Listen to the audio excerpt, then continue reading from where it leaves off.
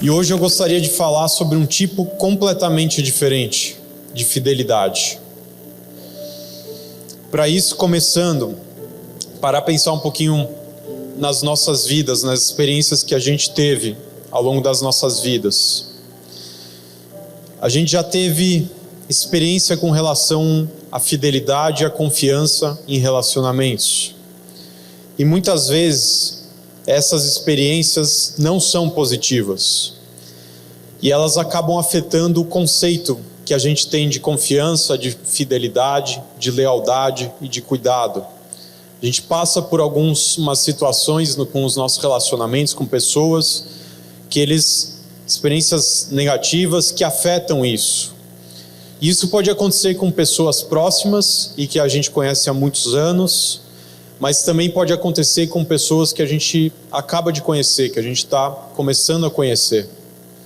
Por exemplo, uma pessoa, se você começou a trabalhar recentemente, e numa empresa, num lugar, e você passa a se familiarizar com os seus colegas, com os seus chefes, com os donos da empresa, e é natural que exista um voto de confiança quando você está começando lá no seu trabalho. Você não conhece, está começando a aprender como que aquela pessoa é, qual o caráter daquela pessoa, como ela se comporta.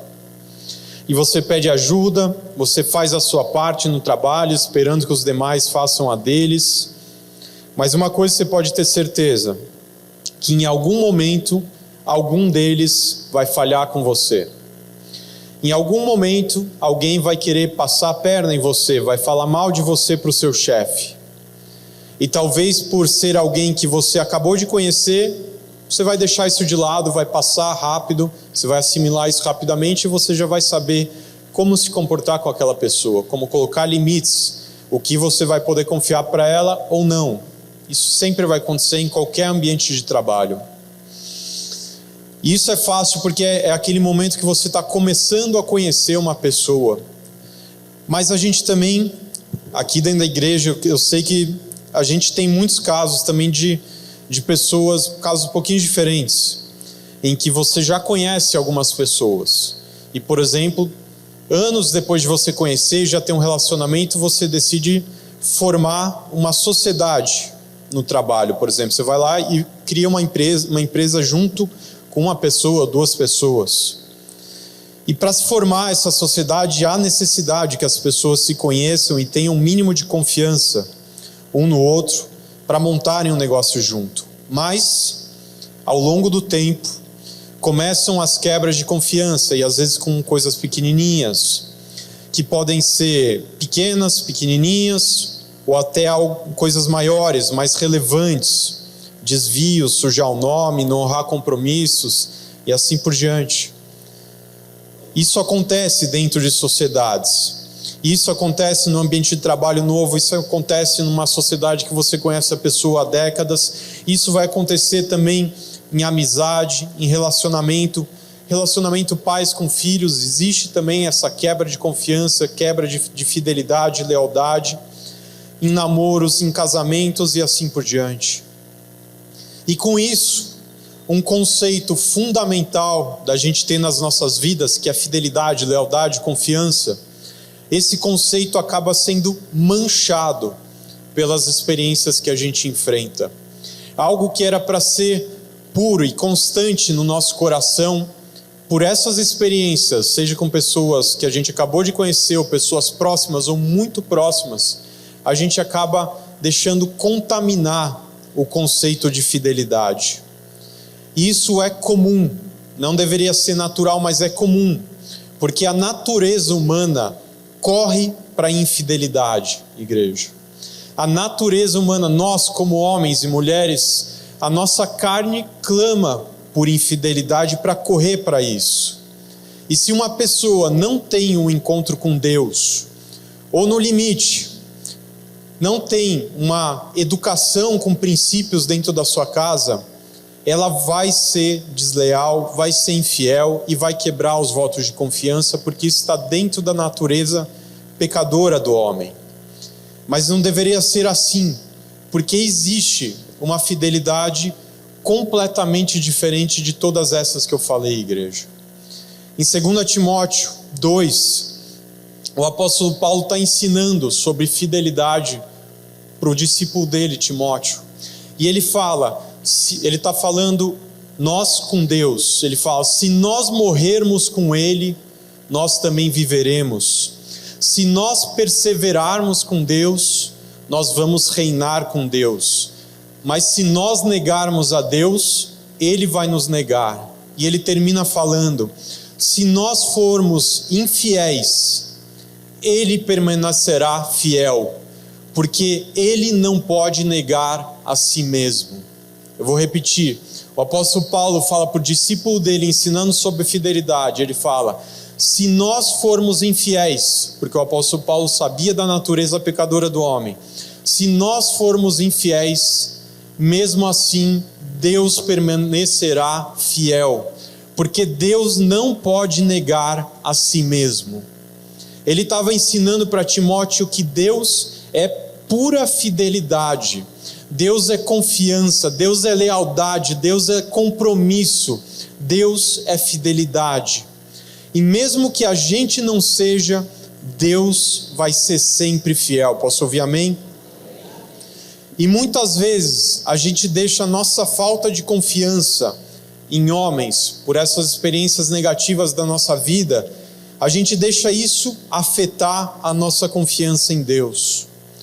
Mas existe sim uma pessoa em que você pode confiar a sua vida, você pode confiar os seus sonhos, você pode confiar os seus projetos, você pode confiar as suas orações, você pode confiar a sua família, marido, você na sua casa você pode orar e falar: Deus, eu confio nas tuas mãos, a minha esposa, o meu filho, a minha filha, a minha parentela.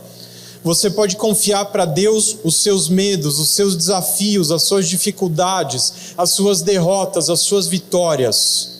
Enxergue a fidelidade de Deus. Tem um conceito que eu gostaria que você entendesse, que é fidelidade no hebraico. Fidelidade no hebraico quer dizer dar suporte. É como você se apoiar aqui nessa mesa, é você ter o suporte.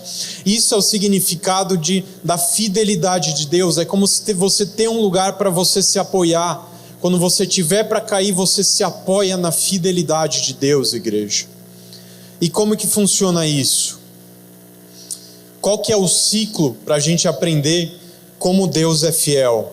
Em primeiro lugar, existe uma demanda, existe alguma necessidade, existe algum desafio, alguma dificuldade que você está passando. E é algo que você já tentou vencer de todas as formas, você já pensou, você já foi atrás, você já batalhou, já se preparou, e você não consegue vencer aquele desafio, passar por aquela dificuldade. Seja a busca de um emprego, seja desafios no seu trabalho, seja pagar uma dívida, seja a dificuldade que você estiver enfrentando, você está com aquele obstáculo, aquela parede na sua frente, você já fez de tudo para tentar passar, e você cai na realidade que você não conseguiu. Esse é o primeiro passo. E o segundo passo é você expressar essa necessidade para Deus. É você se abrir o seu coração para Deus e falar: eu não consigo vencer isso, eu não consegui, eu fiz de tudo. E a partir daí você ora, você jejua, você busca conselhos, você faz votos com Deus, você oferta para Deus e você começa a se movimentar no seu lugar. Esse é o segundo passo. E o terceiro passo é que Deus, de alguma forma, Ele age em seu favor e aquele desafio que você tinha é vencido.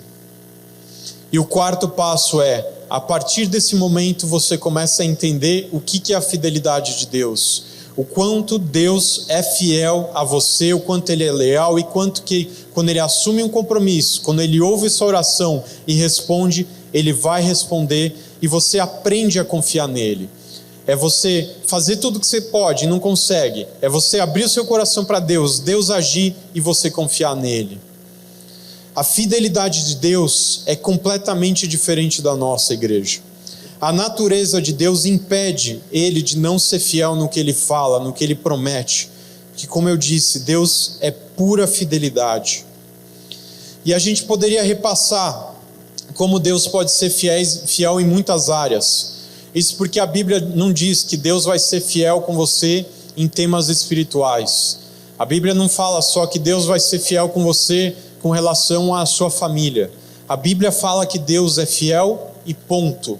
Em todas as áreas, em todas as questões, em todas as dificuldades na sua vida. Não separa coisas que Deus vai ser fiel e outras coisas que Deus não vai tocar na sua vida. Porque Deus, Ele quer ser fiel em todas as áreas da sua vida. E a gente viu, nos nossos relacionamentos, a gente viu nos últimos domingos, várias formas de nós sermos fiéis a Deus. O foco dos últimos 3, 4 domingos foi isso. Em como nós podemos ser fiéis a Deus no nosso trabalho, com o dinheiro que está nas nossas mãos, com os nossos dízimos, com as nossas ofertas e tudo aquilo que nós temos que fazer para ter a fidelidade, para sermos encontrados fiéis. Mas, mesmo que a gente não consiga ser fiel, Deus diz que Ele vai ser fiel conosco, como diz nessa palavra. Porque Deus não pode negar a si mesmo, porque Ele é fiel. Isso não deveria ser um motivo para a gente deixar de lado a nossa obediência. Não é, mesmo então se eu sei que mesmo se eu for infiel, Deus vai ser fiel comigo, então eu vou deixar de lado, vou descuidar do dinheiro, do trabalho, eu vou trazer o dízimo quando estiver sobrando no mês. Não é esse o motivo que o apóstolo Paulo estava ensinando o discípulo dele e que a gente está sendo ministrado hoje. Pelo contrário, o caráter e o amor de Deus deveriam constranger a gente de tal forma que a fidelidade também passasse a fazer parte das nossas vidas. É Deus falando nessa manhã: mesmo que você nos últimos meses foi infiel, eu vou ser fiel com você. Mesmo que você deixou de fazer coisas no trabalho que você deveria fazer, eu vou ser fiel com você e vou cumprir a minha parte. Mesmo que você teve dificuldades no seu orçamento, gastou mais do que devia e deixou de lado os dízimos e ofertas, Deus fala que Ele vai ser fiel com você. E isso deveria constranger a gente. A gente tem alguns louvores que falam que nós somos constrangidos pelo amor de Deus. É nesse sentido aqui que a gente canta esse trecho desse louvor. Porque Deus, Ele constrange a gente com o amor dEle e com a fidelidade dEle. Então, igreja, seja a situação ou o desafio que você estiver passando, eu queria convidar você a colocar diante de Deus nessa manhã. Em especial temas relacionados ao seu trabalho, ao dinheiro, à sua vida financeira. Eu queria aconselhar você para que você sente com seu marido, com a sua esposa ou com a sua família e que você listasse num caderno, numa folha, esses desafios que você está passando e que você orasse, você apresentasse diante de Deus, que você fizesse algum voto diante de Deus, falando: Deus, eu vou fazer isso, se isso aconteceu, ou eu vou fazer, a partir de agora eu vou deixar de fazer essas coisas como um voto para o Senhor.